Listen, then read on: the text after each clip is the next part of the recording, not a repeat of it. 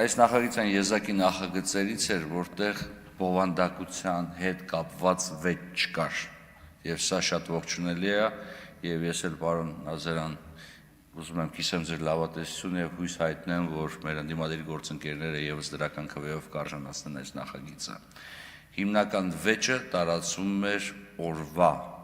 հետ կապված, որ օրը պետք է մենք հիշենք հայրենիքի համար նահատակվածներին։ Եվ այստեղ պետք է ասեմ, որ շատ անկեղծ պետք է լինեմ, եթե մենք մի փոքր էմոցիոնալ դաշտը թողենք մի կողմ եւ փորձենք պրագմատիկ մոտեցում դրսեւորենք, ապա պրագմատիկ դրսեւորումը հետեւյալն է, ոչ այնքան կարեւոր է, թե մենք ինչ օր ենք ֆիքսում, որտեղ որը որոշակի առումով պայմանականություն է,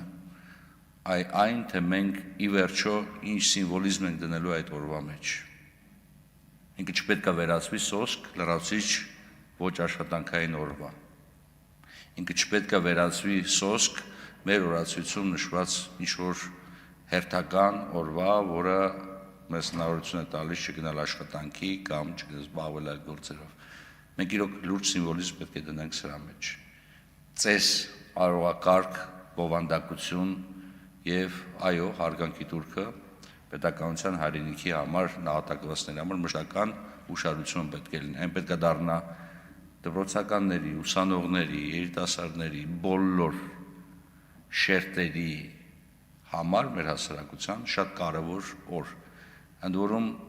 եթե շատերին թվում է, որ այս քվեարկությունից ամեն ինչ ավարտվում է, ոչ քվեարկությամբ սկսվում է, մենք պետք է միասին համատեղ ջանքերով տանենք այսօրը առաջ։ Պարոն Մինասյան, Տիկին Թովմասյան, դուք եք այստեղ ընդդիմության ներկայացուցիչները այս պայմանությամբ, գիտեք, այս օրը կունենա սիմվոլիզմ եւ կդառնա իրոք համապետական,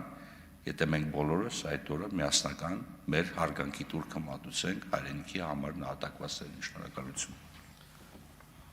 Արտվիկ Մինասյան, համեցեք։